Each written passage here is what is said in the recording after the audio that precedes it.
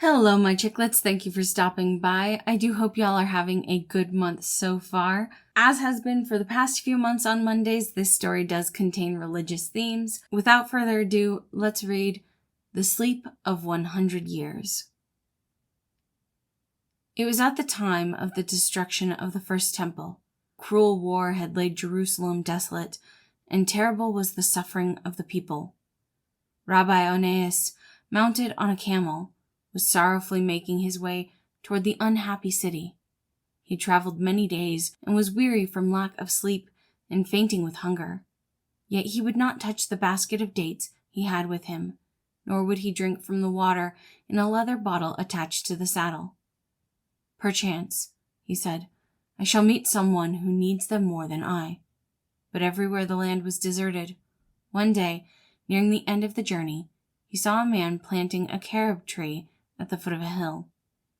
"The Chaldeans," said the man, "have destroyed my beautiful vineyards and all my crops, but I must sow and plant anew, so that the land may live again." Onias passed sorrowfully on, and at the top of the hill he stopped.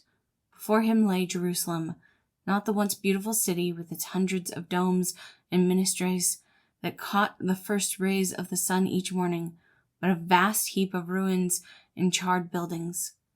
Onias threw himself on the ground and wept bitterly. No human being could he see, and the sun was settling over what looked like a city of the dead. "Woe, woe," he cried. "Zion, my beautiful Zion, is no more. Can it ever rise again?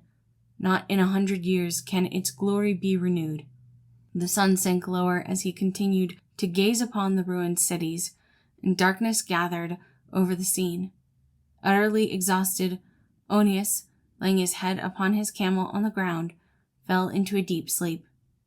The silver moon shone serenely through the night and paled with the dawn, and the sun cast its bright rays over the sleeping rabbi. Darkness spread its mantle of night once more, and again the sun rose, and still Onias slept. Days passed into weeks, the weeks merged into months, and the months rolled on until years went by, but Rabbi Onias did not waken.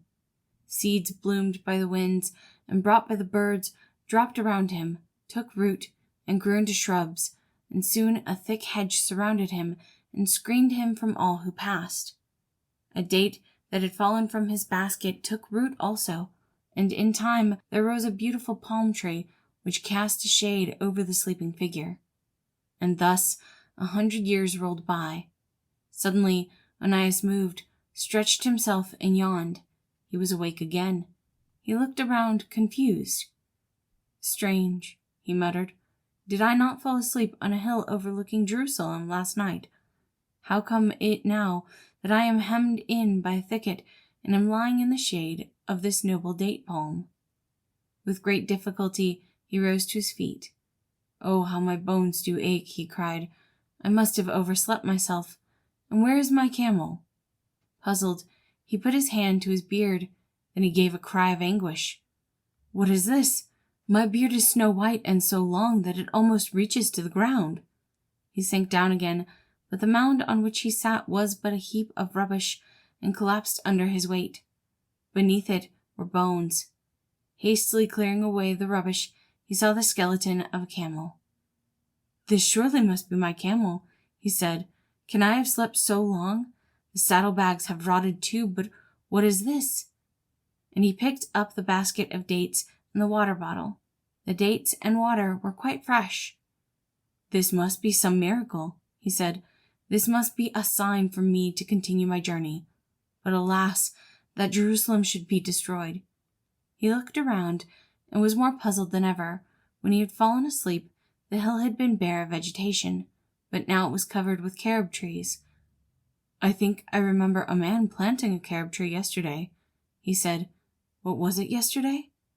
He turned in the other direction and gave a cry of astonishment. The sun was shining on a noble city of glittering pinnacles and minarets, and around it were smiling fields and vineyards. "Jerusalem still lives," he exclaimed. "Of a truth I have been dreaming that it was destroyed. Praise be to God that it was but a dream." With all speed He made his way across the plain to the city. People looked at him strangely and pointed him out to one another, and the children ran away from him and called him names he did not understand, but he took no notice. Near the outskirts of the city he paused. "Canst thou tell me, father," he said to an old man, "which is the house of Onias the rabbi?" "'Tis thy wit, or thy lack of it, that makes thee call me father," replied the man. "I must be but a child compared to thee."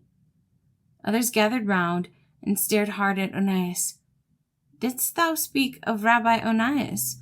asked one. "I know of one who says that was the name of his grandfather. I will bring him." He hastened away and soon returned with an aged man about 80. "Who art thou?" Onias asked. "Onias is my name," was the reply. "I am called so in honor of my sainted grandfather, Rabbi Onias, who disappeared mysteriously 100 years ago after the destruction of the first temple." "100 years?" murmured Onias. "Can I have slept so long?" "By thy appearance it would seem so," replied the other Onias. "The temple has been rebuilt since then." "Then it was not a dream," said the old man. They led him gently indoors, but everything was strange to him.